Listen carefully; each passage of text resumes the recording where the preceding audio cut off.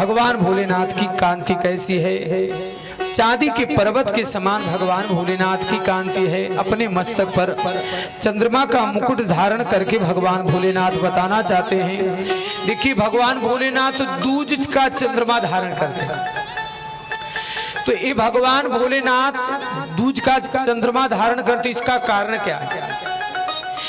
आप आकाश में दूज का चंद्रमा जल्दी आपको स्पष्ट दिखाई नहीं देगा। तृतीया का चतुर्थी का चंद्रमा थोड़ा दिखेगा, लेकिन दूज का चंद्रमा बहुत ध्यान से देखोगे तब दिखेगा जरा सा।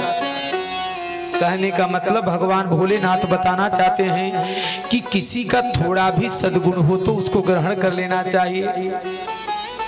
भगवान भोलेनाथ दूज का चंद्रमा धारण करके बताना चाहते हैं किसी के अंदर थोड़ा भी सद्गुण हो तो उसको ले लेना चाहिए। किसी के अंदर दोष का दर्शन नहीं करना चाहिए। क्यों कि निज प्रभु में देखई जगत के सन करहि विरोध।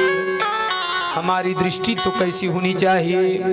सिया राममय सब जग जानी, सिया राम सब जग जानी, सिया राममय सब जग जानी, सिया राममय सब जग जानी।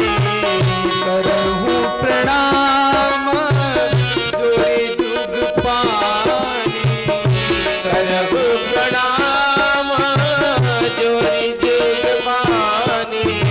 सिया राममय सब जग जानी, सिया राममय सब जग जानी।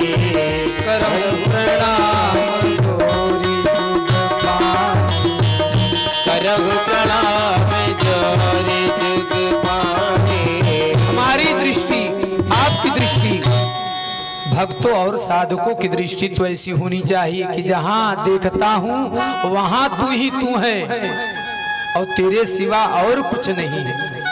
सब जगह केवल अपने परमात्मा को देखे, सब जगह अपने भोलेनाथ को देखे, अपने परमात्मा को देखे। तो भगवान भोलेनाथ मस्तक पर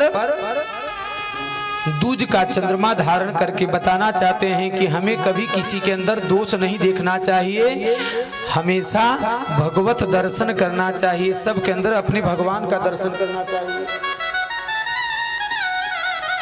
और भगवान कैसे हैं? भगवान रत्नों के आभूषण धारण करने से उनका शरीर और भी चमक रहा है। उनके सारे हाथों में क्रमशः परशु, मृग मुद्रा, वर एवं अभय मुद्रा सुशोभित है। वे सदा प्रसन्न रहते हैं। कमल के आसन पर बैठे हुए हैं भगवान भोलेनाथ। देवता लोग चारों तरफ से उनकी स्तुति कर रहे हैं। उन्होंने व्याघ्र चर्म के सामने अकड़पन लेके नहीं जाना चाहिए, विद्वान बन करके नहीं जाना चाहिए। और एक बात और मैं कह रहा हूं कि कभी भी ब्राह्मणों से जो प्रश्न का उत्तर आपको मालूम है, ऐसे प्रश्न का उत्तर ब्राह्मणों से नहीं पूछना चाहिए, नहीं तो उनका अनादर होगा। कई लोग अपनी विद्वता, अपनी होशियारी दिखाने के लिए ब्राह्मणों से प्रश्न करते हैं।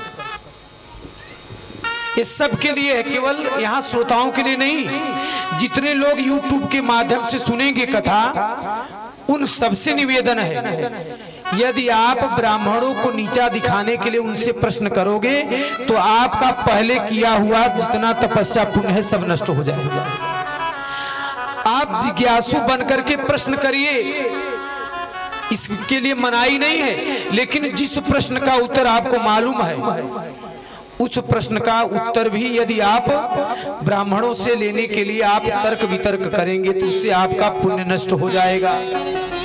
इसलिए कभी भी ब्राह्मणों से डिस्कस नहीं करना चाहिए, उनसे तर्क वितर्क नहीं करना चाहिए, नहीं ब्राह्मणों से उल जलूल बातें और प्रश्न करने चाहिए। ब्राह्मण से, संत से, गुरु से प्रश्न ऐसा करना चाहिए जिससे हमारा परम कल्याण हो, हमारा परम कल्याण जुड़ा हो। जिस प्रश्न से ऐसा प्रश्न करना चाहिए।